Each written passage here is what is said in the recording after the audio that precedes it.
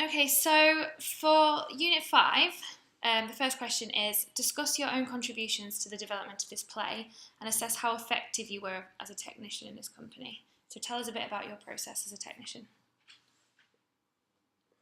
I guess sort of the process was is that we sort of sat in rehearsals when you were sort of early days blocking it all out, and we just sort of used that to get ideas for lighting and sound and set design and just sort of what sort of freedom we have to play with what we can sort of have as the end product. So yeah, I guess when you sort of like when we got the word sort of like window thrown at us, we just sort of had a few weeks to stamp out a good sort of window idea around the set, and I don't know, just sort of making all the lights police themed and things. Okay, tell me a little bit about how you and Matt split the technicians' tasks. So one of you was obviously doing more sound and one of you was doing more lighting. How did that come about and how did that work? Well, I'm sort of naturally driven towards sound because it's just sort of my area it's my experienced area. So I just sort of stuck to my comfortable sort of zone of just being able to do what I could, and we just sort of helped each other out with like bits of editing or bits of rigging and focusing, and we generally just sort of we split down the middle with sound and lighting, but we just sort of came together for set design and just sort of worked as a team, and there was bits which needed to be done. And did that work well together? Yeah, we got all the show ready in about a week, which just sort of went quite well. Tell me an example of a time you did something on one of the show nights to do with the sound, something with the musical sound, or a sound effect that you're particularly proud of or you think went really well. I think the sound effect or song backing track I'm most proud of is sort of the living on the living on a prayer. Yeah, living on a prayer. Because we recorded that in the studio, and it was just, I don't know, it's sort of my area of comfort. I quite like doing stuff in the studio, and even though we didn't get to master it, I still edited it a bit when I got given just sort of Michael's just sort of finished mastering. I just sort of had a bit of a play with it and then just got it ready to what I want. And I don't know, I guess probably there's two things here. The other thing was at the start with the sound of the police, sort of playing around with mid-low and low frequencies just to sort of make it sound a bit more ruffled and a bit more well, like somebody's wearing headphones.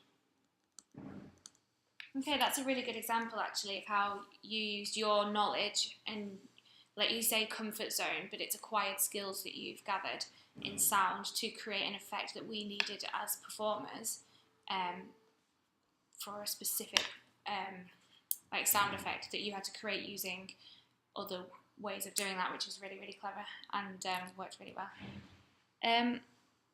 Give an example of when you used knowledge gained from research to inform an idea for the production. Probably an example from the research would be just sort of looking at everybody else's version of the production for the set. So we just sort of, we looked at about 4 or 5 sort of, I picked out about 4 or 5 sort of pictures of what I thought should be mixed together and blended into our set, and it was pretty much sort of the dingy cream and green sort of mashup.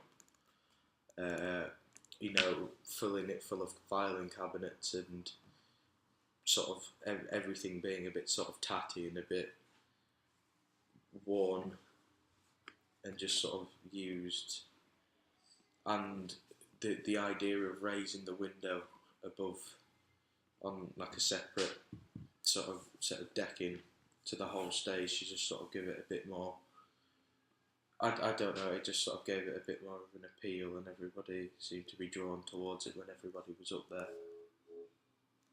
Yeah, I would agree with that. I think that was a really good choice. Okay, so tell me a little bit about the background of the play and how researching what actually happened and the story around it has helped develop the show. Well, from my understanding, it's based on real events. So the Italian police were interrogating or questioning a suspect a bit high up, and pretty much the end cause was the anarchist or suspect sort of got thrown out and came to a tragic end just for, I don't know, just for a bit of hot-headed sort of mistakes, and yeah. So knowing that what happened was a true story and knowing that those are real events, how does that affect your understanding of putting on that show or of creating that show? Well, I guess it just sort of, it gave a good idea for sort of sound effects and sort of lighting ideas, just, you know, using a bit of theatre sort of heads and not trying to make it as realistic, and, you know, it's still definitely a show. Yeah. We just sort of, you know, sort of thought what we'd think, you know, what would happen, like the colours and sort of things we could use, and sort of the sound effects we can put in, just to sort of make it sound a bit more, I don't know, just a bit more funny and just like the actual thing, rather than just a production which you can just see as soon as you look beyond everything. Okay. Thinking about the context of the play and some of the main themes, why do you think accidental death is still relevant today for a modern audience? So tell me a little bit about some of the underlying themes of the play and why they might relate to an audience. Probably the main underlying theme is just sort of police corruption, which in my research project I just pretty much googled police corruption from the start of this year till start of last year, and I found an article from the Daily Mail just sort of explaining how there's still corruption, you know, taking bribes and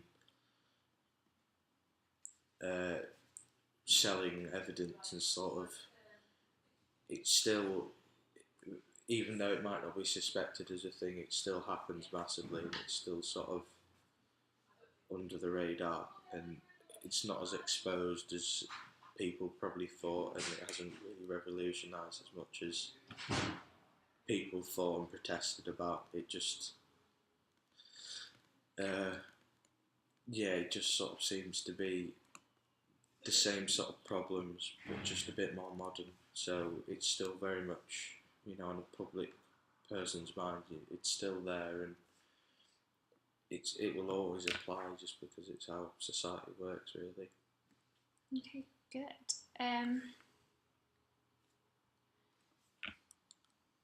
What was I going to say? Thinking about the relevance of the show and with a modern audience now, what things within the show do you think an audience would enjoy watching? What do you think the importance is of showing these underlying political messages that are quite heavy through a comedy? Why do you think that might be effective? I guess sort of the reason that it's effective is it isn't too serious. There's still something to laugh about at the end of the day.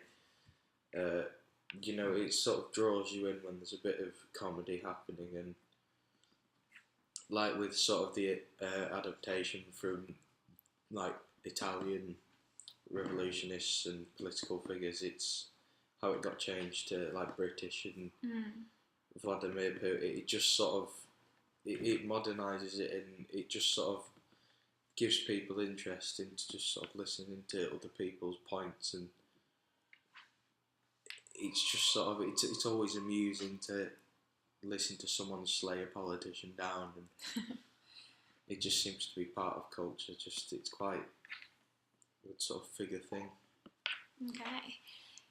Thinking about your costume as a technician, ordinarily you wouldn't have been in costume, but you were for this show.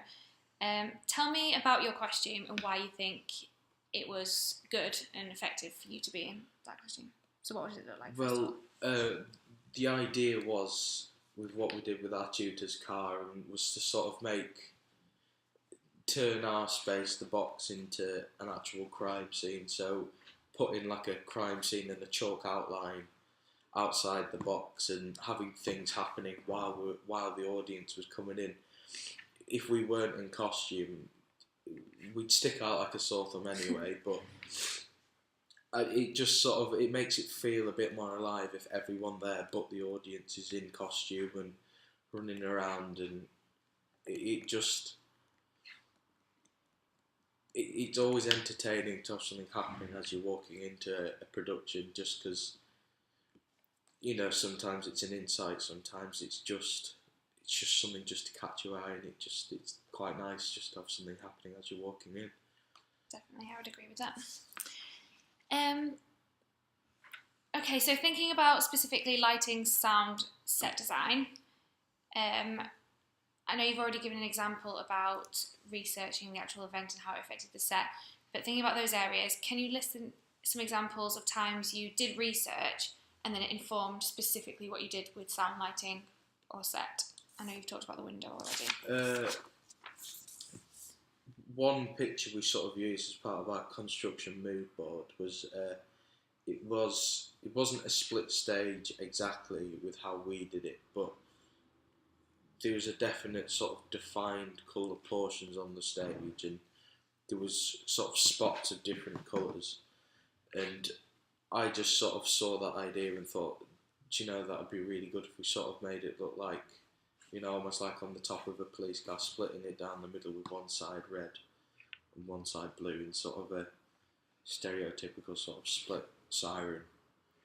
And it seemed to just look really well when we sort of played around with it. It just seemed to have just give a nice sort of crazy sort of feel to it all when everything was happening. It just sort of came together and looked good, I think. For sound research, I'm guessing sort of the click that we made, I found it was some sort of switch, and I sort of adapted it to make it sound like a heavy warehouse light sort of flicking on, which is what I assume would be in sort of that sort of 70s big concrete block, you know, an old-fashioned, not top of the range light which clunks and isn't smooth, you know. It doesn't seem to. It just doesn't seem to be like a normal light, and it just seems like it's broken and tatty with everything else. It just sort of seemed to fit in with all the sound effects and everything. That's a really thoughtful way of going into that, actually. Rather than just finding any old sound effect, you've thought about the time period and keeping it in fitting with the aesthetics of the mise en scène, shall we say. Okay, so thinking about Atlas Theatre now as a theatre company, describe ways in which the joining of the production arts students with the performing arts students to create the theatre company was effective. Like, why do you think that benefited you all being together for the majority of time? I think it benefited just because we all sort of got to know each other as friends, and we all sort of had that side. So when the show sort of came with the stress, you know, you knew everyone, and it wasn't just a bit random. But in terms of the actual company, it was good because we just sort of had both sides coming together to think. There was sort of like more minds to think about the name and the logo, and just more people to take on responsibility, and it just sort of seemed to gel really well with just the fact that we all sort of chipped in, you know, from a production side and from a performance side, just sort of what we'd like it to sort of represent us as, and how it should look and how it should be advertised. Okay, so you've touched on advertising briefly there. I'd just like you, for the last question, just to discuss a little bit one of the additional roles we created within the company. So we had to look at social media and liaison, and there was an artistic group who came up with the logo and things. You can discuss any one of those roles, but I just want you to tell us why you think it's important to have that role within a theatre company. The reason I'd say it's important is, you have a say on how your production's going to look to the people that aren't taking part in it, so they get to see, apart from family members and just sort of general people that want to come and watch the show, you get sort of a say in how you want it to be, what you want it to look like, and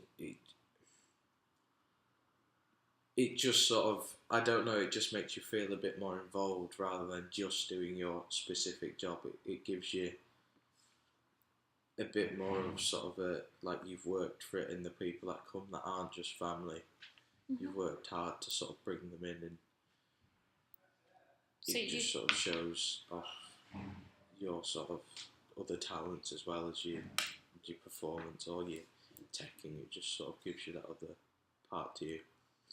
So would you say that advertising the show and creating an image for the company and putting that out there is important in the creation of a theatre company? How important would you say that is? I'd say it's important just because, it does.